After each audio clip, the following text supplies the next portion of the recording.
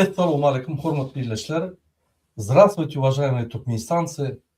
Сегодня 31 декабря 2025 года, последний день уходящего года, и где-то уже празднуют Новый год, и мы решили, демократическая оппозиция Туркменистана, поздравить наш народ Туркменистана, наших слушателей, наших людей, которые нас критикуют, комментарии пишут и которые за нами наблюдают, всех туркменистанцев и гостей наших каналов. Сегодня со мной на площадке находится Ахвер Сапарагов. Это наш писатель, поэт, современник, который написал очень много книг. И, к сожалению, с этим диктаторским режимом мы не можем печатать его в Туркменистане и распространять. Поэтому все желающие могут к нему обратиться и у него напрямую закупить его книги. Очень много книг я, например, купил и вам советую. Вы освоите и туркменский язык, усовершенствуете его. Сегодня в Туркменистане писателей такого рода, как Ахвер Сапарагов, нету. К сожалению, он единственный, кто возглавляет элиту Туркменистана, настоящую элиту Туркменистана из писателей, интеллектуалов, поэтов и так далее. Остальные все, которые находятся в Туркменистане, скрываются или вынуждены не печататься, потому что их не печатают, их угнетают. Те, которые как элита сегодняшняя Туркменистана, это подхалимы, это либо люди вот эти вот, которые облизывают этот режим, и коррупционеры. Они тоже элита. Мы не можем сказать, что это не элита, но это черная элита, плохая элита. Поэтому, ассаламу алейкум, хош келдиңиз. Ва алейкум ассалам. Köp sağ ol Murat, gowy ýaşdyrdyň üçin. Eger biraz artyrak öwünem bolsaň, intek men şol öwüleri ödemäge, şoňa münasip bolmaga wagtym bar diýip hasap edýän. Häzir etjenni men ýazan kitaplarym 30-dan geçdi. Edil 30-dan gowrak dilede men eserlerim terjime edildi. Indi bugün men özüm arada gurrun berip oturmam, bir etjek dadym bar. Şu kitapları bir görkezesim gelýär. Ha adamlar şu yazıcı diýheler şoň bir zady bilmeli. Adamın ömrü yazıcı bolanyny şu kitap ýazyp geçýär. Ine men ýazan kitaplarymyň diňe 3'den biri. 3'den biri. Men eden terjimelerim bar. Mysal üçin nemeden ýanky klassiklerden. Mysal üçin aýdaly Nobel bayramy laureaty Selma Lagerlöf'ün kitaby. Ine ilkinji bolup men şunu Türkmen diline geçirdim. Bir acayip kitap. Bütün dünyada belli kitap. Nils Holgersson'un Şveçya täsin siyahaty diýen kitap. Şu kitabın bir 500 egzemplaryny Türkmenistan'a iýermek üçin teklif etdik. Daşa işler ministrligine şol habar ýürüte bardy. Şveçýanyň öz kultur ministrliginiň üstü bilen emma gynansagan bu kitaby goýbermediler. Bizim aýdan dadymyz şu kitaby biz mut berjek.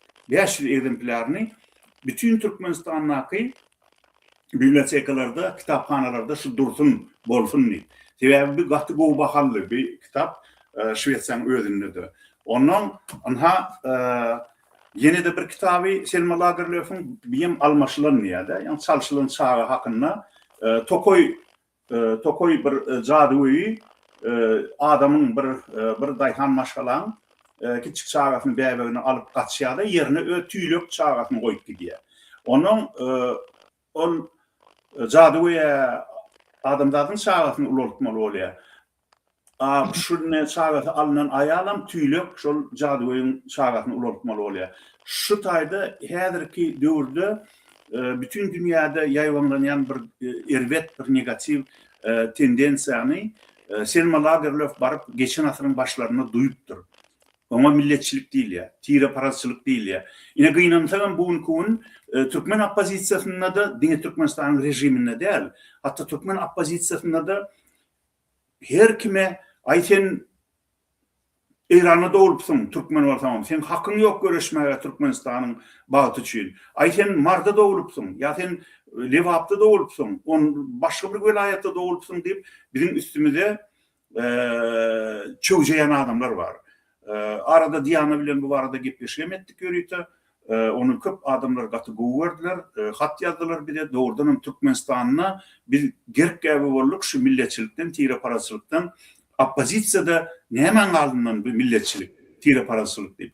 Bir elbetde bir zat aýtmak isleýär. Ha, demokratik opozisiya bizim aramızda hiç hili omşuksuzluk yok. Biz bile görüşeceğiz, bile bayramları, toyları toylayacağız. Ama bizim üstümüze hapa atyan adamlar, olur opozisyoner değil adamlar. Olur ayrılışyalı opozisyon türünü şagalyalı kıvırıp gören ya cinayetkarlar ya da şoloryalı adamlar. Yöne gelin bugün bir täze akşamy oloryalyk adamlar bilen hakkında değerli gowlatlar hakkında gurrun edelim. Men size bugün ilki bilen täze ýylyňyz gutly bolsun gadarly illeşler diýip bir wagtlar özümiň gowy gatnaşan öýünden bir näçe ýerek duw diýen hemde bir näçe ýerek telewizorda çykyşlaryny gurunan beýik şahyryň bolan Kerim Gurban Nepesiň bir goşugyna okap berjek täze ile bagyşlanan. Şu goşuda elbette siz Jiguli diýen ýaly ya ýene diýen ýaly könürek sözlere duşarsyňyz, emma şu goşuň manysy teklip edýän ahlak sypatlary, ýagşylyklary şunam aktual. Şoň üçin men men bardy aýdaýyn. Sözüňizi böleýin bir minut. Men häzir mihmanlary tanıştyraýyn bizim watandaşlarymyz. Ha, bolýar. Bolýar. Biz sizi dinläsiniz gelýär. Efirler. Ýöne gynasam köp efir bilen dok sizin bilen. Häzir men bizim watandaşlarymyza bizim ýanky seredýänlere mihmanlar duşturayım. Ondan biz yine de size gelir. Şonla kıyın vermen ýanky boşyň bize okap berseniz. Bolýar. Yine şoň bizim bilen Nurjan apa efirde Nurjan apa siz bilýäňiz köp ýyldan bäri özü görüşdi. Ondan devlet halk hereketine goşuldy. Nurjan apa Nurjan Süzer Amerikada yerleşýär. Bul aýan maşgala devletin fundamenti ýaly bizim arkamızda dur. Biz şoňa gowanyp görüşýär, şu durman görüşýär. Şoň üçin men köp gowy sözler aýtjakdym Nurjan apa. Ýene bir ýatlak geçýän Türkmenistanyň bütün taryhyna iň köp protestler geçiren adam, iň köp ködek bizim halkymyzy gowalan adam Nurjan Süzer ýa-da Nurjan apa. DWT Halk Hereketi'nin prezidiumynyň agzasy ine Nurjan apa. Nurjan apa hoş geldiňiz. Salamu alaykum.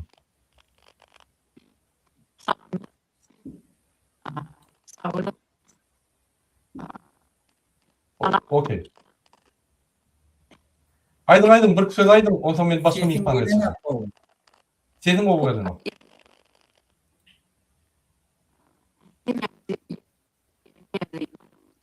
Nurjan mikrofonun düzelt mikrofonunu.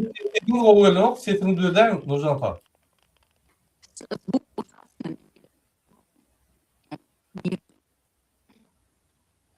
Siz çıkıp yeni bir yere giren Nurjan apa. Moş sesini düzelir. Okey? Men oňa ýalňaç başga bir adama söz berjek bolýan. Ine Eýranda dogulup Sowet Soýuzyna gelip hakyky siýasat edip siýasatçy bolup köp ýyldan bäri Türkmenistanyň grażdany bolup Türkmenistan halky üçin, Eýran halky üçin güreşýän köp ýyllardan bäri şol siýasat meşgul bolýan we bizim halkymyza köp zatlar eden, börköden, ýolu uğralan adam ine Muhammed Diýoji. Men şu Muhammed ağa bilen köp ýyldan bäri ine işlek gelýän, köp wagt buluşýar, pikir alışýar. Käbir pikirler bilen men ardada, käbir pikirler bilen bul ardada, käbir wagt man gahar gelýär. Onu da düşünýän. Ýöne ine men ýaş siýasat çökmünde ine size teklip edýän Muhammed ağa kanalyna dinleň Muhammed agany soraw berin, komentar berin. Muhammed ağa Türkmen halky üçin ulul işler etdi. Köp ýyldan bäri görüşip gelýär. Ödem hiç bir zat Muhammed ağany durup bilmez. Muhammed ağa soňuna çeldi barýar. Men şonu anykladym. Muhammed ağa, salamu alaykum, hoş geldiňiz. Salam Murat, salam vatandaşlar. Men birinciden bütün Türkmenistanlıları yetip gelen täze bilen tüy yürekden gutlajak. Bizim Türkmenistanlymyz näçe ýyl bäri kösenip gelýärler. Türkmenistan öz watanam bolsa, şol ata-babalarynyň miras düşer ýurdy, şolary şolonqyda şony bir tofar adam talak gelýärler. Şol üçin bizim Türkmenistanlımız daşar yurtlarda bu derecede işler öz yurduna gidip gelip bilen. Şu sebepten birinci arzu edecek zadımız koy 2026 yıl bizim Türkmenistanlımız öz yurduna eye çıksınlar. Öz yurdunu, öz maşgalasının içine, öz yurdunu kuvanıp, täze yılları ve milli praznikleri, bayramçılıkları bellemeye arzu etýän. Şol için gelin, vatandaşlar hemme şert var. Biz näçe ýyllap iyiligi derli hareket edip, hem daşar yurtda hem yurdun içine dolu şert dörettik. İnni dine bizim isleýimize bagly. Eger biz islesek, indemeýlek Türkmenistan'ı öz elimize geçirip bilýär, öz halkymyza gaýtaryp bilýär. Yurdun içindäki baýlykly öz yurdumyzyň adamlaryna, graždarlaryna siňdirip bilýär. Şol için gelin, inniki dine bir arzu bolup kalmasınlar, şu hakikate öwrülsin. Şoňa da hemme şertler var. Biz eger irade etsek, biz eger islesek, inniki biz öz yurdumuzda şu bayramçılıkla geçirip bilýär. Men şu arzu bilen sizin hemmeňize can sağlyk arzu etýär. Sağ olun Muhammed ağa. Men soňuna ýene bir söz berjek size. Siz aýtdym diýip gyra gaçmaň. Häzir ýöne tanıştyrýan, soň gaýtadan söz berjek. Ine bizim ýaşy gyýlarymyz bar. Diana we Lala ine şular köp ýyldan bäri görüşip gelýär. Ýagny Türkmen halkynyň jemgyýetiniň haklary üçin, şonuň ýanky problemalary üçin, şonuň graždan haklary, konstitusiýon haklaryny gorumak üçin ine şular görüşip gelýär. Soňky 9 aýda 1 ýyl töwereg şular öz başda işläp başlady. Öň geldikarizyň topagyny işlädi, indi öz başda işläp başlady we demokratik opozisiýa goşuldy. Men gün aýdaýyn biz gatşap. Şoň eden işlerini 9 aýda entek bir sany pravozащитny gurma edip görüp. Şoň ýazan hatlaryny, şoň aktivnosti dogrusu käwagtda DVT-nam oturup ine mena gaty berenýän şu ýaly pravozащитада bizde täze ýagny täze şey işläp, täze ýaşlar gelip uğrak kitler pravozащитада bolmasa şu nomenklaturna opozisiýa pravozащитany eden bolýar hem ýerde biz opozisiýa diýen bolýar. Ýöne hakykatdan ol halk bilen gat köp işlänýär. Gynalsam men olary ýa-ni daşatjak bolamok, olaryň barlygyna da biz gowanýar, toýmaýdy. Ýöne ine şu ýa Diana ýaly, Lala ýaly we onuň grupy ýa-ni içinde aýna bazlaryna ýene beýlekler bize köp gruplar gerek. Näçe men de aýdaýyn. Men OBS'de soňky çykyşymda ýürüýte analiz etdim. Özbeklerden baryp soradym, gazaklardan baryp sordum. Gazakstanda 13.000 pravozащитny gurma bar we jemgyýet gurma bar. Şonuň pravozащитny gurmaly 2700 sany. Özbekistan'da 3000'den gowrak jemgyýet gurmaly bar. Şoň ýagny 700 sany pravozащитny gurmasy bar. Türkmenistan'da jemi 2-3 tane pravozащитny gurma bar. Biz ýagny jemgyýet tarapyndan, biz jemgyýetiň ötüş tarapyndan gaty ýa. Bu çüýrük tohum bizi şeýle bir ýere gaçyrdy. Jemgyýet bizde tek düren o, hakyky jemgyýet. Bizim Türkmenistan'da täze jemgyýet döremek. Şu täze jemgyýetiň adamlary Diana we Lala Abdurrahman. Diana söz sözden Salamu aleykum diýin, ondan men ýene de uly söz berjek. Häzir gysgaça bizim vatandaşlarımıza. Мурат Клычевич, если можно, я сейчас поздравлю и выйду, потому что нас ждут гости. Вот, я бы хотела в первую очередь сказать, что мы уже все самые хорошие пожелания для туркменского народа сказали, о всех проблемах говорили, подытожили все. Поэтому сегодня я хочу сказать, что меня очень радует, что мы неоднократно уже встречались на платформе Акель Сафара, на платформе Мухаммеда Деведжинеджата, на платформе ДВТ. За это хочу выразить огромную благодарность, потому что настало время объединения, и мы всем показываем, что это возможно, что это реально, и что это необходимо всему гражданскому оппозиционному обществу. Я хочу сказать, что это результаты неустанной борьбы всех членов гражданского общества, оппозиции, журналистов и так далее. И в свою очередь я хочу сказать только одно, чтобы в новом году были свободны политзаключенные, были свободны активисты и был свободен весь туркменский народ. И выразить еще раз всем огромную благодарность за неустанный труд и веру в нашу победу. Всех благодарю. С наступающим Новым годом! Спасибо, Лала. То есть, Диана, я вас всегда путаю. Спасибо большое за теплые слова. Если у вас время будет, мы еще раз дадим вам слово. Yine Nurcan Apa geldi. Nurcan Apa yeni bir yerde. Selamun aleyküm. Ben yalnızca o sözler ayttım size. Yine sizden bir salamlaşın bizim vatandaşlarımızla. Salam vatandaşlar, bağışlan ya telefondan ya bir zat oldu. Svязь yani yöne nime dip durdu. Ervet durdu. Vatandaşlarım hemenizi içinde, dışında dakılar hemenizi gelen təzə il bayramımız bilen kutlamak bilen can sağlık, ağız birlik arzu ediyen yani her kimin bir arzu vardır. Arzularınız hasıl olsun. Ocaklarınız madama bişip naharlar gülüp oturup hemeniz bir maşgala olup oturmanızı hüves ediyeniz bizim onu arzu ediyez. Türmedeki yatan bendelerimiz var. Nisip olsa 26. yılda katı umutlarımız var. Onların öz maşgalalarına gelip boğuşarlar diye umuman yetip gelen tarihinizi kutlayan hemenizin. Yani bir giden aktivistler var, perden arkasında oturanlar, işlerini ediyorlar, görkezliyorlar. Hemmesine ulu minnettarlık bildiriyen. Sağ olun. Köp sağ olun Nurcan Apa. Endi bir hakiki yani yine Lala'nın tanıştığın ondan mutlu geçer.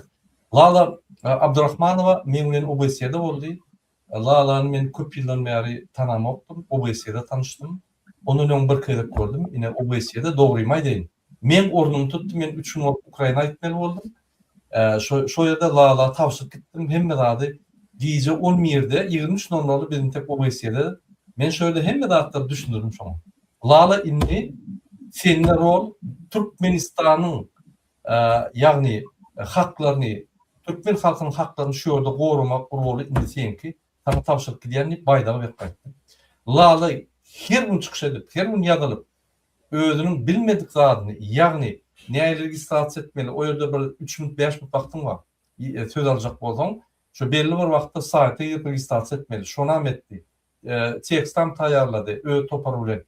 Hemme çıkışları etti, yaman o çıkışları etti. Şunu ben berekeller dedim. Hakikattanım. Yine sağda adam Lala çıkıp gerek yerine Türkmen halkının haklarını koruyup saklabildi. Bizim her yerimiz ediliyat şunu. Eğer de Lala ediliyan olsa, men ediliyan olsa hemmemiz ediliyan. Biz yöne açık aktif olsa biz azat Türkmenistan'da yaşarız. Lala söz senden, kıysa aytsam, ondan yine söz verecek tamam. Lala biri eşleyenin sesini yap. Звука нету. Да, Теперь вот сейчас. есть.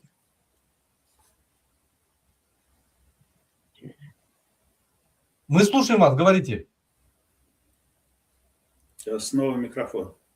Микрофон у вас выключен. Включите, пожалуйста, микрофон.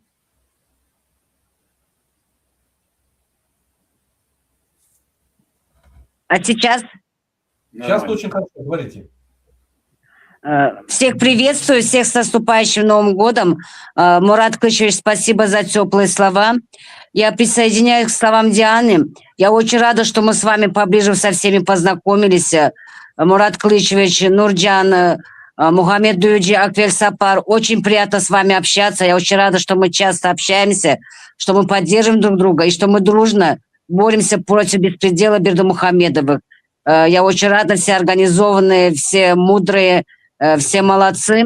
И хочу поздравить туркменистанцев с наступающим новым 2026 годом, чтобы у нас не было ни у кого боли, чтобы не было страха, чтобы мы все дружно боролись против беспредела, и чтобы в новом году мы были в свободном Туркменистане, чтобы мы все могли встретиться в свободном Туркменистане. Спасибо большое, Лала. Вам Спасибо. спасибо. Если вы еще в эфире будете, я вам еще слово дам. Мы Все, сейчас спасибо большое. Все, всех с Не-не. наступающим. Спасибо огромное. Hormatly izleyiciler, inni men bizim yankı akşam kepleşimde başlayan. Birinci bilen men öz adımdan, DVT Halk Hareketi'nin adından, DVT'nin aktivistlerinin adından ve bizi gollayan adamın adından sizi hem mağda yetip gelyen 2026 yıl teyadi bilen kutlayan. Parahatçılık, avadançılık ve ruvaçlık üçün en tüy sürekten kutlularımızı ve mehirli arzularımızı kabul edin, hormatly izleyiciler. Bu Türkmenistan bay tarihi, kadim depleturu ve ruhu kımmatlıkları yurdun ötüşü ve geleceki nesillerin baktı durmuş için bir esas olsun. Size bir cansallık, ılalaşık, ehli işlerimizde üstünlük ve geleceğe anam arzu ediyor. Her öyde şahatlık, avadançılık ve sağlaşık hüküm sürsün. Yetip gelen 2026 yıl bilen sizin hem mehmedi demokratik opozisiyanın adının kutlayar. Çünkü efirde hem adam yani gelip bilmedi yöne şorun adından men sizi hem mehmedi kutlayar. Biz sizin için işleyer. Biz sizin bilen, biz sizden ya gıraç bilen yok, ya biz sizsiz hareket bilen yok. Onun için sizin hakkınız vardır. Bizi yani tankit etmeyene, bizi gollamana ya da gollamalı değerli. Şoň üçin yetip gelýän täzeliňiz gutly bolsun. Indi men sözi Akbet Aparaga berjek. Akbet Aparaga ýamky gysgaçyk şygyrlary okap berseňiz, kyn görmeseňiz. Söz sizden. Bolýa. Inni menim öz sözüm bu gerek ilk bilen gutlugdan başlamakçy. Sebäbi bugün 2025-nji ýylyň 31-nji dekabr. Köne ýylyň iň soňky güni. Erteden biz hatta ýary geceden şu gece 2026-njy ýyla geçýär. Pikir edip görsem bir ullukan vaka. Sebäbi ýapýany täze müňürlük başlanýar, millenium şoňa ýetsek diýip arzu edýänmiz. Na inni şol täze asyrdan biz eýem çäriýek asyry ýaşadyk. Dogry çäriýek asyry. Ýani çäriýek diýilýän bir bitewladyň 4-den 1-ne çäriýek diýilýär. Şo çäriýek na 25 ýyl geçdi. Inni ikinci çäriýekden ýaşaýyş başlanýar. Bu 25 ýyl görüş içinde geçdi. Gynanjagam Türkmenistanyň bir häzir çenli demokratik kuruluşy berkarar edip bilemizok. Ýöne inni halk gün-günden has aktivleşýär. Inni adamlar düşünüp bu görüşe köpçüliklerin koşulýar. Şoň üçin umyt artýar. Dünýä ýagdaýynda da uly ütgeçlikler bolýar. Diýmek doğrudan yakın gelecekte Türkmenistan'na diktatura yıkılar, mecburi yıkılar, hem hukuk, demokratik devleti kurulur deyip anılmağa esas var. Men öz durmuşumda, öz tecrübemde mıdama iki sandağda karşı çıkan adamlar. Son birincisi, haçanlı Türkmenler ağdalı diyenlerine, ağdavir değerleyenlerine men şoňdan hiç ulalaşyp bilemok. Sebäbi Türkmenler ağdavir. Ağdavir bolup biljek Türkmenler ağdavir mıdama ağdavir gatnaşýarlar, oturşup duruşýarlar, görüşýärler. Ýani mysal üçin aýdaly demokratik opozisiýanyň içinde hiç ýyl düşmançylyk ýok. Ýogsa indi ýem baryp 35 ýyldan beri şu görüş dowam edýär. Demokratik opozisiýanyň içinde adamlar ağdavir. Bir-birinin üstüne hapada uyanoklar, tökmedem atanoklar. Onun ikinci men karşı çıkan adım. Şu yine Türkmen opozisiyasında adamlar birbirinin üstüne tökme atýarlar, birbirinin bir-birini äseren oklar diyen söz bilen men ulalaşamak. Yeni bir ýerde gaýdýan. Demokratik opozisiyada adamlar agdy bir-biriniň üstüne hapa atanok, tökmedem atanok. Bilip goýun. Görüşüp bilen adamlaryň üstüne hapa atýanlar olar opozisiýoner däl. Olar dünkü cinayetkarlar, türmede oturup çıkan, oğurluk edip, ya ata uğurlap, ya eşe uğurlap, ya olmasa devletin malını uğurlap, halkın malını uğurlap, oğurluk edip, tamam, para verip türmeden çıkıp, kaçıp gelip, Avrupa'da ağırlığı yolu bilen yer alan, ödem neye doğru yer alan adamlar. Olara Rusça aydamda, они, это около оппозиционная шпана. Вот имейте это в виду, дорогие соотечественники. Демократической оппозиции никто никого не оскорбляет. Мы всегда были дружны. Когда Абдукулиев возглавлял нашу оппозицию, тоже мы были дружны. До этого, когда Нурбердин Нурмамедов возглавлял, тоже мы были дружны. А те, которые обливают грязью демократическую оппозицию, это не оппозиция. Пожалуйста, знайте это.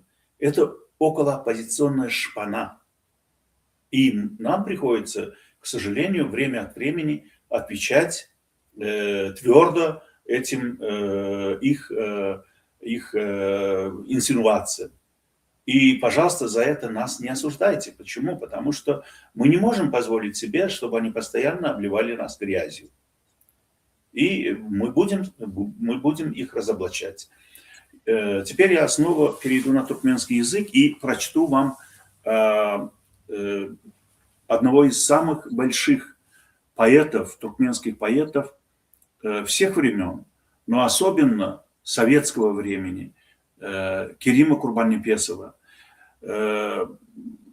Men adamlar Kerim Kurbannepes bilen belli yıllarda şu televizyondan işleýärkam, hatta ondan ömüm Intek Moskvada student bolup ýörkam tanışmak maňa meýesler etdi 78-nji ýylda. Şol tanışlygam ta Kerim aga dünýäden ötýänçe dowam etdi. Inni bir näçe gerek men Kerim agaň duduny mihman boldum. Bir näçe gerek televizyonda oň çykyşlaryny gurnadym. Olar barada bir aýratynam gepleşik etmek ýalymma. Häzir meniň täze bosabosyna täze arzuwlar diýen durmuşy setirlerini okap bermekçi. Şu setirler häzirim aktual eger üns berseňiz. Kerim Gurbannepesow. Täze ýyl arzuwlary. Durmuş 1-nji bölüm. Ýagşyň ýagmagy başarşy ay günün doğmagy başarşy deryalam akmagy başarşy yıldırımın çakmagy başarşy biziňem bolsak da haýsy hünärde ýagmagymyz, akmagymyz, çakmagymyz gerek. Köçe suwlaýanlar ýuwsun köçäni her gün 2 gedek, belki 3 gedek. Zay guryan adamlar döwletin beren, ähli çüýün, renkin, hekin, sementin şol jaýa sindirsin. Birje gramyn neha artyk goýdun, nede kemeltsin. Zat satýan adamlar döwletin beren matasyn, eşigin, çäýnek, şemçesin, magazyna satsyn, ýaşçygy bilen çygyrlygyň howlusyna göçmesin. Nefis diýilýän zat şenden geçmesin, geçde ýutjak ol bogoz düýäni, men bir magazynyň müdirini bilýän bogoz düýäni däl, bogoz dünýäni. Ýutmagy taýyn, elleri ýetse, aýy hem goparyp bazarda satjak. Halal rahmet bilen gabarasyn gapçyk. Halal, gabarsın kapçık, halal, numat bilen buğursun satacak. Jüvülü jüyjedek köpelip barýar, kelpedin ölümü akıllyň bagty, soğulun yine de bir kelped gelýär, işi gıssa uğurly, saklamam ýigdi. Onyança maňlaýy betonu degdi, üç çağaly maral, ýas tutdy ertir, maşin artdygyça paýhas köpelsin, maşin artdygyça artmasyn yetim. Täze ýyl dogulsun müňläp ogullar, dogulsun, has köp dogulsun, ýöne kiçik irim ogullar dälle, hemmesi de goçak ogullar bolsun. Munça goçak ogulsylarmy dünýä? Meger bu arzuwum juda çökdürdir. Goç ogullar üçin yer darlyk etmez. Dünýä sığmayanlar ogunjaklardyr. Bir zalim kesel var, adım tutmayın. Yok bolsun dünýäden şol zalim kesel, ol hakda etmeyin artykmaç gürrüň etsem müňläp yaralar erser. Onun karşısına ne tanqid gerek, ne de goşu gerek, ne de bir gürrüň diňe derman gerek. Olam tapılar, edil sitramon ne satılar bir gün. Täze ýyl şeýle bir lukman ýyl bolsun, nesilsiz ojaklar bolsun, nesilli, önelgesiz inen, perzentsiz atan, çökgün göwünlerine iýinsin teselli. Namut sallançaklar, namut gujaklar, tukat öýler bolsun, jagylly jugul, inen her diýdinde bir gyýyk otursun, atan diýdinde da şonçarak ogul. Aylar, yıllar şeydip geçişip barýar, anha yine bir yıl gerdene minni, utordu yine bir kalendarymyz, hiç mahal dolanmaz inni. Dünýäde şatlykda, hasratda yetik, bir adam dogulýar, bir adam ölýär, ömür hem, ölüm hem çalşykly çemçe, giýje gelinýärde, günnüz gidilýär. Dünýä ağlap iýinýäs, gidemizde de ýene agy bilen uğratsyn il gün. Täze ýylyň gözel bosagosyny neçin ölüm hakda oýlanyň göwün. Bugün şatlyk gerek, bugün saz gerek, şowhun gülkü gerek, yaşasın gülkü, äleme iňinde adam diýen zat bir uly gülküden dörenmiş ilki. Madam kanymyzda at çapsyn gülkü, gülkä düşünýänleň artsyn hasaby, gülkä gülüp aga ağlap bilmese geýimde kirlermiş. Adam insaby. Ullokan stolmy, kiçicik stol, uly stanokmy, kiçi stanok, haýsynyň başyny zähmet çeksek de dünýäde bir postdan ýokary post ýok. Adam kärçilikden ýokary post ýok. Şol şuwunyň erteň iň uly posty kimde kim şol postda munasip bolsa hem özüniň hem de ýylanyň dosty. Miras bolup geçtin nesilden nesile, adam kärçiligimiz, ýagşygylygymyz, şuňky ýaşlygymyz suýtsyz geçdi, biwet şor ertirki ýaşyllygymyz. Görünni hilatly 5 ýyllygymyz. Gülletsin ol, hasta gülletsin iyili.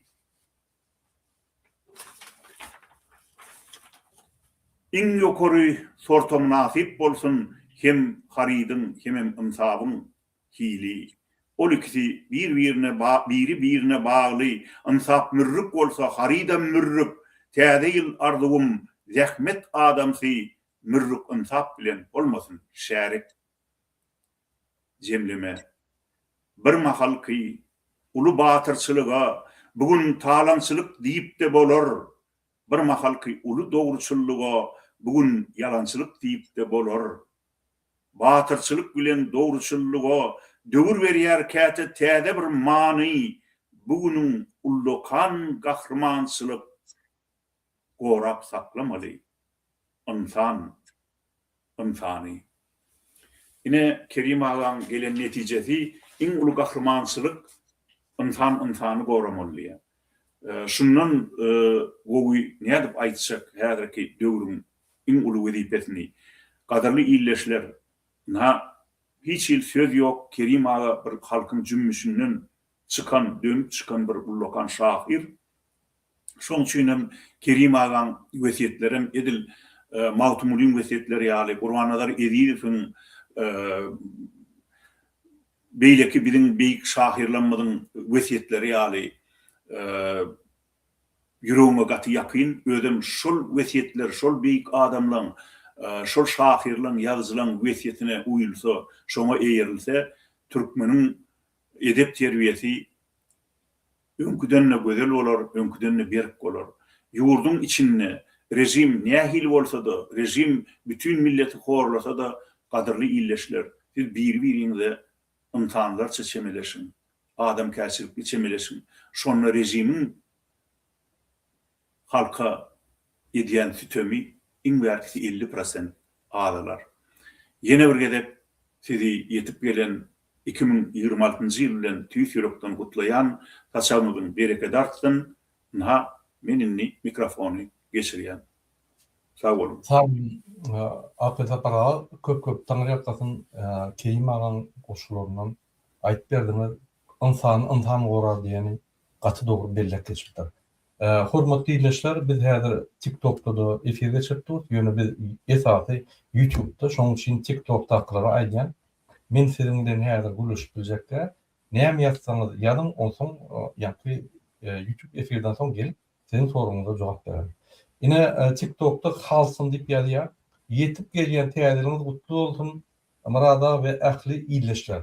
Halsın köpden bäri TikTok'da ýa-ni idarlaya bizi we köp zatlar ýa-da köp maslahatlar berýär. Gaty ýyleşmez.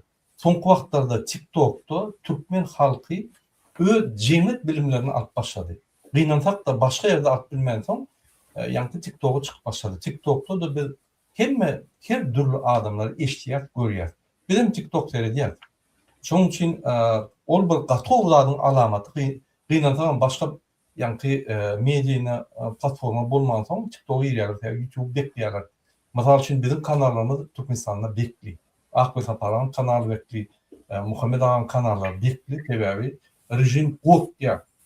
Bir tan çykyşmadan bütün ýa-ni 245 000 adam bolup, ýagny hökümet işgärleri bolup, bir tan döwlet bizden gotýar. Bir tan çykyşma. Şoň üçin men sözi Nurjan apa berýän, ýene bir gezek Nurjan apa sizden bir indi hakyky gutly sözleri aýtsaňyz bizim watandaşlarymyza, ýa-ni men sizi tanışdyrdym, indi gutly sözlerden bir jemlep berseňiz. Söýledin. Bu sözler aýdyrdy. Men sizin aýdanmaňyzy hemmesine goşulýan. Bizi dinleýijilerim höweslen dinläp öz gutlawlaryny ýetirýärler. Olary da köp sag bolsun aýdýan.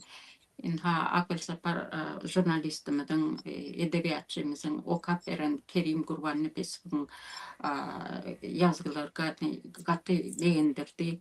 Ihlas bilen dinledik. Ýene de näme diýin, bu ýyl diňe bir arzuda galmasyn, biziň edýän arzularymyz inşallah ýani hasyl bolsun.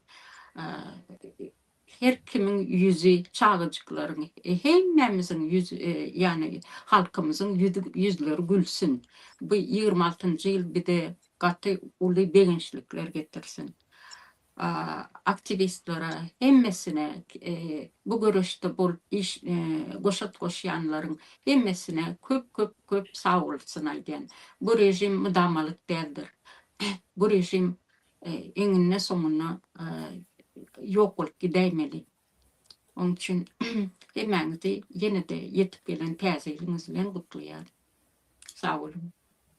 Köp sağ olun Nurjan apa. Gatdor diýdiňiz, aktivist diýmek bir ütköş adam däl. Ya aktivist diýmek bir ýürüýte bir doglan adam däl. Aktivist diýmek aktiv adam. Ýagny bizim watandaşlaryň arasyna belli bolmayan aktivistler var. Ýagny birinji linýede görünmeýän, ikinji linýede, üçüncü linýede hereket edýän. Ine men şolara da sag bolsun aýdýan, köp taňary ýalkadym. Bizim bilen habarlaşýarlar, öýler efire çykmasa da olaň goýuly gaty wajyp we ol köp işler edýär. Şoň üçin aktivist bolmak, ýagny öz watanyny patriot bolmak, öz watanyny söýmek, öz watanyny kömek etmek, öz ýyldaşlaryna, watandaşlaryna kömek etmek we konstitutsiyany gormak. Bizim hemmemizin borcumuz döwlet boljak bolsak, halk boljak bolsak ýa-da jemgyýet emele getirjek bolsak biz konstitutsiyamyzy goramaly. Ol Gurbanyň Berdimuhammedow we oň ogly konstitusiýanyň üstüne güçletdirmeliler. Bizim mukaddes zadymyz Gurhandan soň konstitusiýa. Konstitusiýa bizim öz aramyzda aragatnaşyk kesipdiýär. Zat. Konstitusiýa Türkmenistan esas kanuny. Şo bolmasa, şol işlemede döwlet ýok. Men her çykyşymda ýandyr döwlet ýok dedi. Ya konstitusiýany bizim ýolbaşlarymyz, ýagny döwlet ýolbaşlarymyz hormat koýan, konstitusiýa hormat koýan bolsa, onu halkyna hyzmat ederdi. Kanunlar, haklarymyzy iýmeli, kanunlar bozmazdy. Dogry düşün, men öňkü de aýtdym. Biz uçudiýtirler. Biz şu döwleti emele getiren adamlar. Bizim üçin biz saylap birini oýduk, bize hyzmat etmeli adamlar Gurbanyň Berdimuhammedow. Biz saylamadyk, özü ýa-ni feslerimiz oglak geldi. Menni. Bütün dünýäde de aýdyp ýör, meni halk saylady, men şoňa hyzmat edýändim. O bolsa gaýty bizim üstümizde emheme polisler sürýär. Bizi oglak gaýdýar. Bize dokument bermen agyr güne salýar. Şunu ýa kezdaplardan biz diýmeli. Ine men öňkü de aýtdym. Bir kelleňizde getirin, bir edaraň, ýagny asnawaçylyk, ýagny dürüdüjüsi. Şo ýere bir direktor belýär. Erteki gün 1 ýyllap, 2 ýyllap, 5 ýyllap, 34, 35 ýyllap şondan habar tutmasaňyz, şo edara barsaňyz, şo direktor polis çagyp sizin işiňizi görýär. Ne? Bolup geçen zat şol. 34, 35 ýyllap biz şulara Hudaýa inançymyzy ýa-ni Käbir adamlar şolardan Hudaýdan beter gorkýar. Näçe? Biz olary ýa-ni post berdik, bize hyzmat edendi. Oňran okmy? Gitmeli. Ýöne koýda. Munuň üçin aktivistam bolmaly, munuň üçin sen ýa-ni hiç kim bolmaly de Türkmenistan grajdany.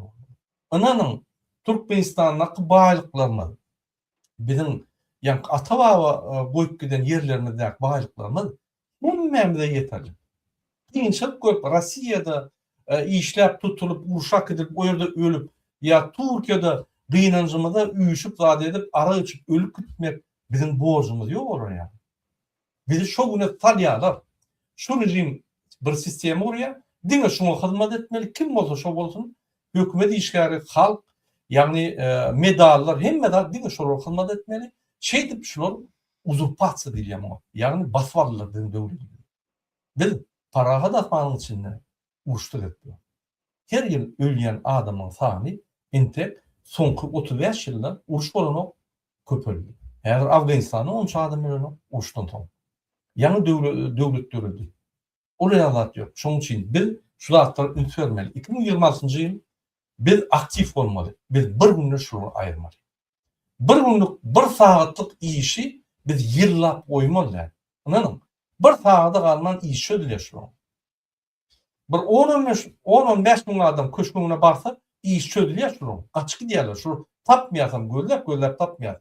Ol 2-3 aýdan Putin ýanyna göwür iksem, häzir Kazanyna bir topar zatlary satmak ýöler. Şöyle göçüp bol. Ananyň 35 ýylda 2260 milyarda gowrak çykdy, neme giýdi geldi Türkmenistan. Hemme goýulan zatlar hasap etsem 60 milyardan geçemek.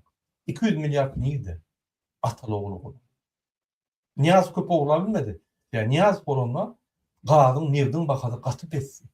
Yine şu ata oğlunu yani yağdı. Yukarıdan yani dolarlar yağdı. Ne etti? Bir topor maşenliklara, Türkiye'nin, Gruziyan, Dubai'nin maşenliklarına Türkmenistan taradı ve onlarla işleşip pul oğurladı. Yine bolunda. Senin çağırlarına biz daşında bolmalılar içinde cip sürüp maşalamız bilen olup idaraları dolandurup bay bolup yürümeli adamlar biz. Ön şeyle değil. Biz gıyıtka vaktlar hatta bir gün azatlıkta yaşak görmedik. 85-nji ýylda Türkmenistan'ın birinci sekretary Niyaz Eyyam oğurladı Türkmenistan'ı. 88-nji ýylda cemiyet kurumunu açmak, yani manifestasiya protestler etmek qadağan etdi. Hiç il parti açmalılar, dine bir parti kurmalı.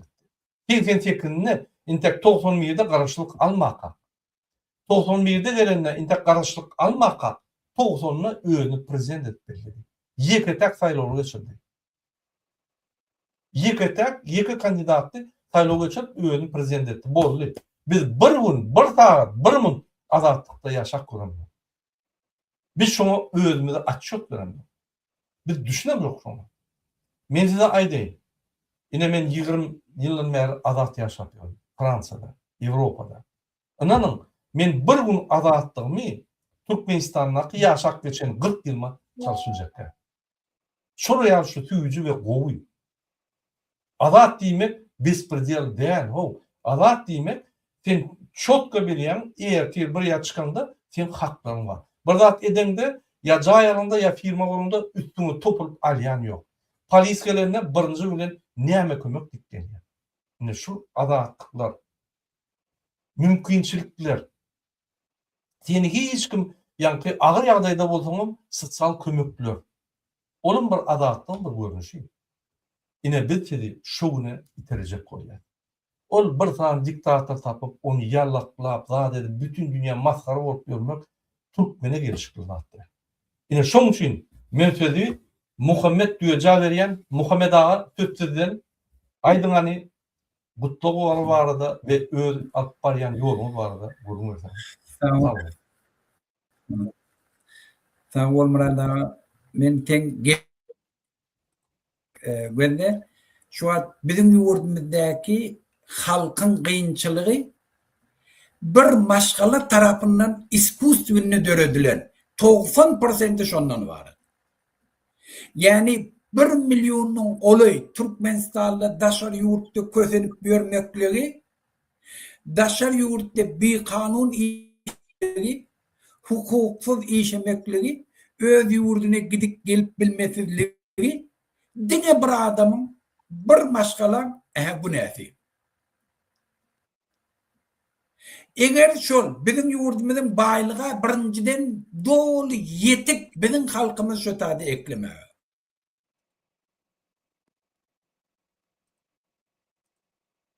Etmeyene. Yüktirmeyene kapitalımız var. Yok değil. Var. Yönü bir adam oğurlarını için 1 milyon halk kulu oldu. İkinci, bolya yurdumuzda baylığımız yok değil. Onunla da daşar yurda imigrantla gidip işlese Indiya bilen ortaya dogovor etken şonlara $2500 aylık töleniliyor. Indiya'dan paraları ekonomilerine ne açı? Hiç hukuksuz. Ne için? Tevabi devlet bir adam isteyen aksiyon etmeyen. Türkiye'de 1 milyona kolay Türkmenistanlı kul olup böyle bir adam İslam Türkiye devleti bilen dogovor edip şola kanuni şu tadı işler yani. İslam hakkı ne İslam hakkı? Ne 200.000 Türkmenistanlı hükümet edarasında işleyenli hükümet edarasında. Şolara dastatçına aylık berene o zaman ona haramzada olmalı. Bir namus, bir vicdan olmalı. Bir kanun yolu bilen günlük verecek olmalı. Yani bir devlet bol, devletin içindeki işleyeni, kanunçuluk koruyanları, adaletliği berkarar etken kuramalı, granitsanı koruyanlı, kovsuzluk için etkenler, şuna garip gelip böyle. Şunun baktlı yaşamayı bir adamın eline. Bizde böyle bir adam sistemde bir adamın eline. Eğer 2026 yıl Berdi Muhammed'in tohumu deyse 3 adam değil 3 ayrılığına. Şuna bolya bir git yak deyse Türkmenistan'ı dolu ülkeye. Şunu biz istedik adamdan sonra şöyle gider miydi? Yok gitme. Gitmeye. Ne için gitmeye? Tevabi karamdağda tohum. Şol için biz şoları şonlayak, şolardan yuvurdu dinden mallayak.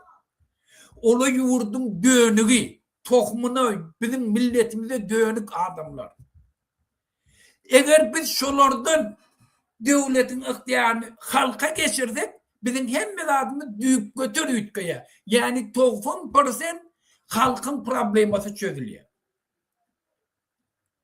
Inni bir hoş haber aydayım ben. Bu hoş haberim şundan, şuun Azatlık Radiyesi 3 gün bundan önce iyiliği derli halk sesi hem tezeyil 2005. yıl analiz edip peradaşı koydular. Şunda hemme haberle ne? Birinci o haber ne? Şu hükümetini dolandırıp bile. Günme unnen halkın yerde yervet böyle.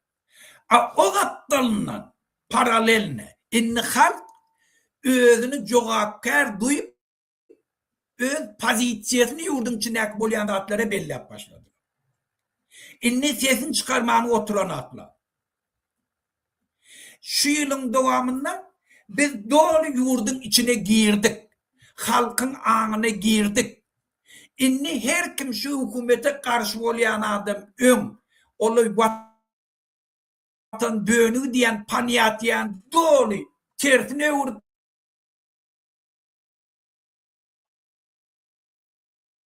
Halkın inni her kim aktivist bolbilce özlerini şon iftihar bilýärler. Şoň okuwanýarlar.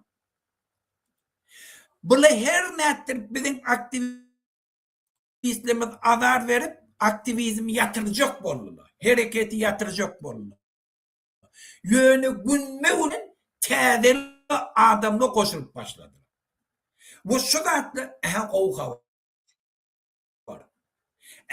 doğru tayin yurdumu da çıkmadı. Halkımızın ağına girdik, korkusunu ayırdık.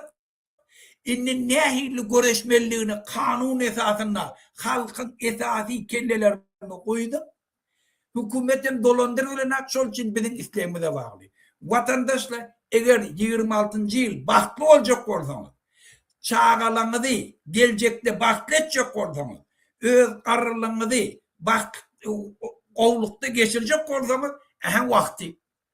Bir özünü istemeli, şu hükümet bizi ilal bilye, 90% bizim halkımızın bahtlı yaşamağına bir şart öğretildi. Şuna da hem mezadımız var. Gelin vatandaşlar 2026. yılı Türkmenistan'dan geline uğrayın. Köp sağ olun Muhammed ağa. Batu aytdınız. Men bir material koyacak bolýan 1 sekundluk. Ünsüyorum şunu, hormatly dinleýärler. 1987 yılda yine Türkmenistan iş hakkı Türkmenistan'la составляла 198,4 rubля. O vaxtları dolar 92 köpükti. 93 köpük, 91 köpükti. Demek biz 200 dolara qowrak aylyk alýardyk. 87 yılda. Ünsürdiniz mi? 87 yılda yani biz 1991 yılda öz baştaklığını aldık. Ondan sonra 30 ýyl geçti. Häzir 2026 yılın yine ertir 1 yanvarına bizim aylymyz 100 dolar ýok. Yani biz nämämiz gowulandy? Nämämiz üýtgedi? Hiç taýdy. Öňkü aylymyz häzirim şol. Indi ümit berelim. Çürük tohum. Ya Niyazov. Niyazov'un gyýylary milliarder, oğlu milliarder, daşyrykda etmiyorlar. Ülküt özüne Hudaý diýip. Altınasır ruhnama bir topar var biderek zatları halka allap yankı nimetdi. Vakt düýmä. Indi ikinci Ataloğul gyýy. Bular nämetdi? Ünsürin Ferdar milyarder, Gurwanul milyarder, Gyýy milyarder, Ýegenler milyarder, Dogonlary Gulnawatdan başlap 4 tane Lubovnikler Dogony milyarder. Indi şo pullar film pullaryny şo. Kötünüp daşyrykda işläp öz başalaryny geçirýäňiz film pullaryny hakyky ata-babadan goýup giden pullaryny TV aýlyklar hökmünde ine milyarder bolup ýörler. Bizde hiç tat ütgemedi. Ine şoň üçin biz diýär, şu ýol irwet ýol, bolmaýar şu ýol. Bize gelşen ok şu ýol. Biz dastoyna ýaşamadyk. Bizde 87 ýylda 200 dolar owrak aýlyk alýardyk. Adatlarymyz bardy o. Arda ýatan ardaňa diýerdi, tutupda utup bolýardy. Tutupda bor adalatly gorap bolýardy. Bir korrupsiýanyň üstüne ýatdym, ılgap onu çalşýardylar. Häzir näme bolýar? Korrupsiýalylar ýygynak geçirip migrasiýa başlygy Türkmenistandan. Hemme adamlar ýygynak departament ýoldaşlaryny. Aýda men täze dwijeniýa açdym. Halkyny ýaly talamaly. Ve şonu Şunu oturup absürdat ediyor. Ünkerim hayt tarpa gidiyor hükümet. İki tane atalıoğul gün aydiya. Nimetten şonu edin halkı tağlan. Sizden konstitusiya soracak yok. Hiç kim kelledin aldırma. Ne şunun düşüncesi şu. Devlet düşüncesi bir devlet postunda işlerde devlet hükmünde, devlet işgari hükmünde pikir edip Türkmenistan beljerini, nira barjağını, neyli yenişleri kazanmalığını pikir etmeyen, tarihini öğrenmeyen, bunun bar maksadı bayma. Maşenlikler. Şuradan deyilmeli. Şuları bir tutsak etmeli. Ve diğerine şuları tutsak edip cenayete çekmeli. Şular cinayetçiler.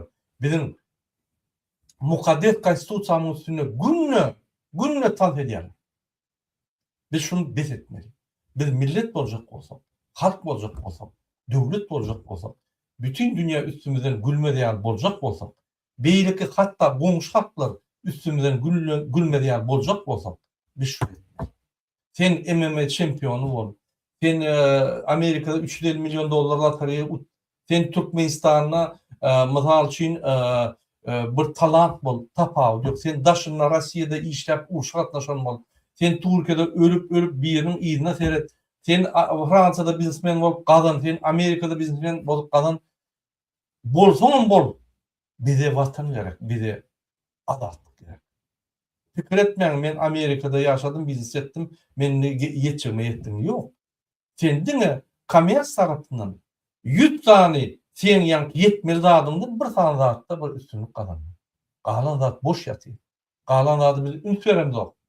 Bizim vaktimiz gidip dur. Biz maşkalarımızdan ayrışıklı. Bizim doğumlarımız ürküttü. Kim ona cevap versin? Şu sistemin, şu rejimin kurun sistemi zararlı. Kim cevap vermedi ona? Neyem böyle oluyor? Bir topak arkadaşlarımız rak, neyem rak, depresiya, stres, 34 yıllık stresli olduğunu ürkütmedin hakikaten. Yaşap bolun o arada. Men aydam o onu. O onaki yönüte inspektor aydiya. Türkmenistan yaşar yan devlet derdi. Afitsan aydiya. Bizim yok vatan parağı datman bir topar bir bol olsa dağıtlar allap özümüzü aydıp özümüzü allap halka allap vaktimiz çektiler. Men halka yüzlenyen. Halkın içinde hemmesi bir patriot der. Hemmesi vatan için görüşecek der. Sözünün olsa, ayyanlarım olsa yöne görüşecek der. Şu hakik patriotlar yüzlenyen. Hazır biz öne çıkmalı vakti geldi. Öne çıkıyat, aliyat, düğdiyat. Hemmemede de kovurt olur. Kim prezident olsa şo olsun, kim meclis olsa şo olsun, kim olsa da halkın hizmetini etmese ayırmalı olacak. Eğer daşından ayırıp bilen olsak içinden hem ayırır. Anladın. Şunun için ben sizin hemmemede TYA'da 2026 yılını kutlayan ve TYA'da yıllar sizin hemmemede birinci bilen cantallar ödeyen veya cantalık olmasa bir utulan. İkinci bilen adatlar ödeyen. Ben ort dilinde bir kutlayın ruhsat verdim. Ondan sözü arkadaşa karar verecek.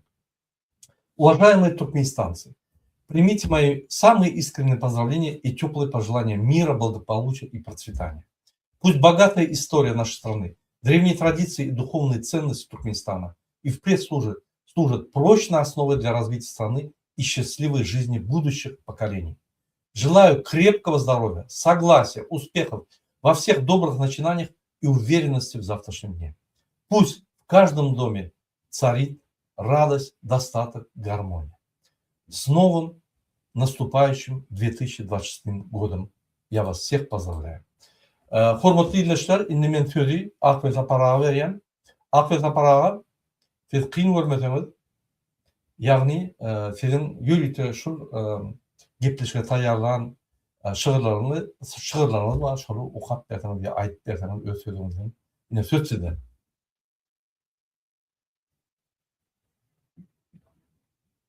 Sesini gelen ok, Akbet Aparağa, sesini açaýan. Köp sağ ol Murat. Inni men ýany Kerim agaň gowy täze arzuwlaryny okap berdim.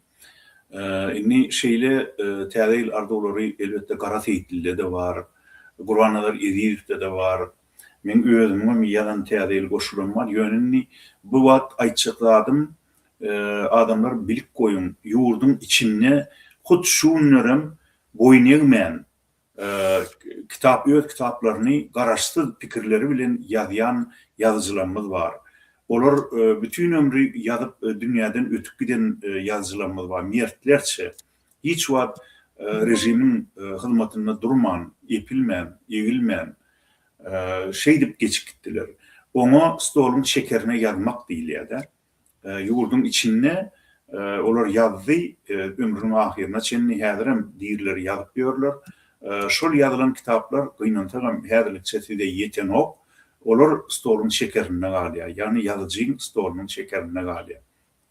Sonuçunun bir dürücülüğün bu görünüşüne stolun şekerine yazmak değil ya. Vakt gelir şol kitapların hemmeti hükman Türkmen okuyucularına goğuşor. Dünya okuyucularına da tercüme edilip yetirilir. Yönü şu televizyonda, radyoda, gazetelerde öne çıkıp, omodoklap, emedeklap, hüküm süreyen, tire başçısına, Kur'anula, on oğlunu ya da şolun törenindeki ilan salanlarına yalancılık eden adamları görüp kovumuz basılmasın. Vay Türkmen gutordu, Türkmen dargadı deyip fikir etmeyen. Su akar da aşkarlar deyiptir bizim atababalarımız. Hakiki Türkmenler başına eğmez, ınsafına yitirmez, vicdanına yitirmez. Yeni bir gedek aytsakladım, birbirinize işini düşününü, ınsaflı, adamkärçilikli çemeleşin, şeydi ben şu rejimin ediyen tütümünü 50% azaldıp bilersiniz. Kalan 50%'inem şu häzirki cinayetçiler ele düşününü, olan rejimi sıyınanına, olar talıktan ağdarlarına, şolunu ikrar ediler, şolunu berkarar ediler.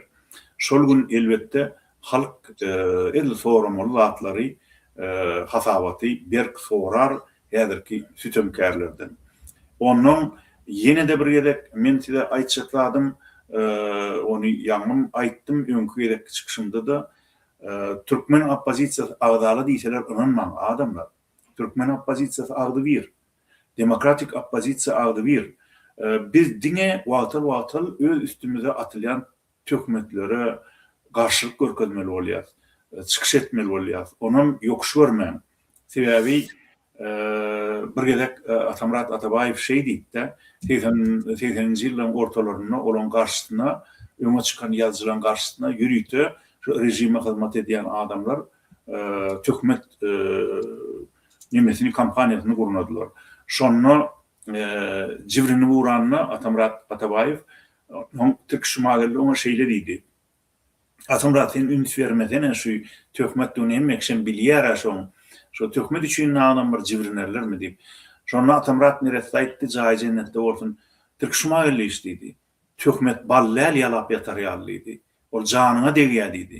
Men diri adamdıydı. Men üstüme tökmet atılsa men şonun korunmalı olayanıydı.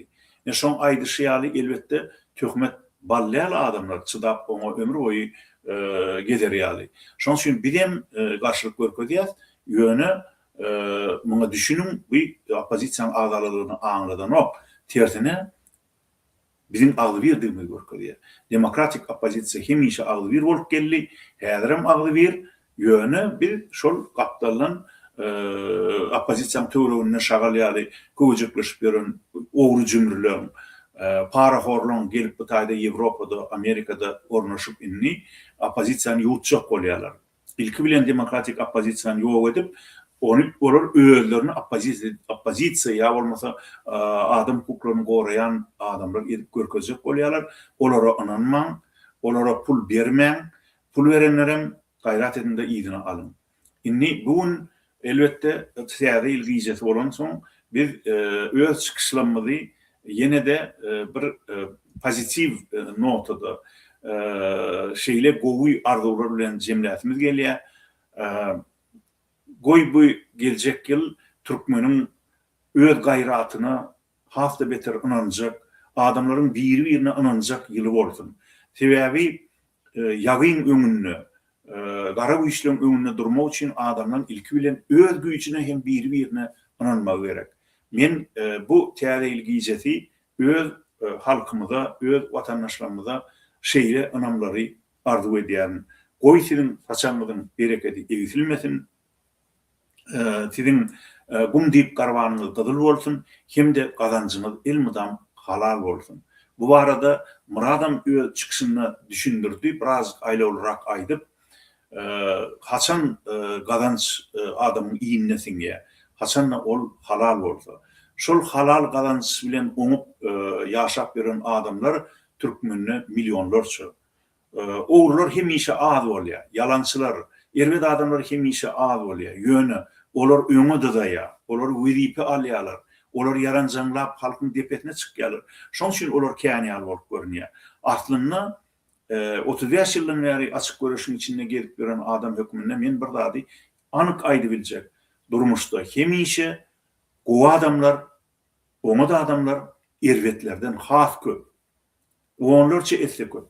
Ýöne oňa da adamlar olar öz işi bilen hemişe meşgul bolup ýaşap ýörler. A erwetler bolsa olar mudama adamın depetine çıkıp wezipelerini peýdalanyp şu erwetligi ýaýratjak bolup durjaşýarlar. Şoň üçin olar köp ýar bolup görünýär. Hakykatda olar känler, olar häri görseň sanaýmaly adamlardyr.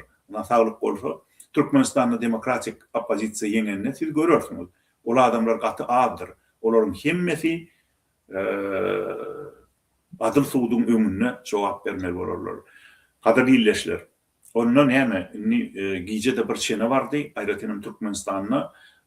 Men oturan yerim Stockholm, Şwetsiýa. Italy bilen, Şwetsiýanyň wagty bilen ýa-da Muradym oturan yeri Paris bilen, Fransa bilen deňeşdirsem Türkmenistan 4 saat öňde. Ýem siz häzir ýene barýar sehel şowatdan bir saatdan neme bolýar? Täze il çarşýar. Hatta şonu üçin bir ýene bir size iň gowy arzulary özümizden uly bolan beýik Taňrydan dilep, iň gowy durmuşy, saçanyňyzyň bereketi artsyn, saglygyňyz geljekkel saglykly, düşünli, bereketli ýyl bolsun. Adamlaryň biri-birege mehri artsyn, insap, wujdan ýurtda hökm sürsün. Edenetlilik dälle, insap bilen wujdan. Başyňyz dik bolsun, kadyrly illeşler, ýurdumyz abad bolsun, maşgalaňyz abad bolsun. Ine şeýle arzular bilen men öz sözümi jemleýän. Murat, onu baş üstüne mikrofon ýene-de sana gaýdyp barýar. Menem köp aýtjak gel, şu efir ýapmakam hemmäňe-de ýanky Akbet apanyň diýenlerinden gowzat aýtjak bolýan. Hiç wagt unuturmazma. Ýallaklar ine Türkmenistan'a görsen bular köp däl. 1%-dem däl, 0,5%-dem däl, 0,1%-dem däl. Bular çüýrük tohum we ýanaklar. Esasy halkymyz adalatly, arassa halal işläp galagan halk. Hiç wagt ruhdan düşmän. Düşünüňizde de galyp öňe gitmeli. Başgalaçy ýok. Sebäbi bizim arkamyzda adalatlyk, dogruçylyk bar. Biz şonu öňe akıtmasak Türkmenistana başa akıtjak ýok. Şoň üçin her bir adam ýylgynýan Türkmenistanlar kabul etmän bir kanunçylygy, bir adalatly kabul etmän. Kim bolsa şo bolsun. Ol adalat bolmaly we kanunçylyk, kanuny hormat bolmaly. Bolmasa bizde döwlet bolmaýar, bolmasa bizde ýene-de gurmanlyň şekli ya niyazım şekli ya yeni birinin şekli olur gerekli bu zatlar. Bize dastoyny, insafly, arassa, adalatly durmuş gerek. Türkmen her wagt şeýle ýaşapdyr. Maşgalasynda da, owgusynda da, köçesinde de ve ýagny öz watanyna. Şoňa gaýdyp gelmeli. Başga lazım ýok.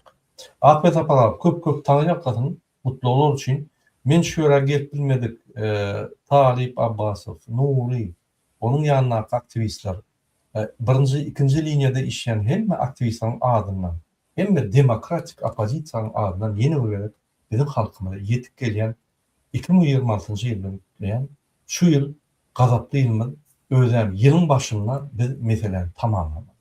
Biz eýýan finala geldik.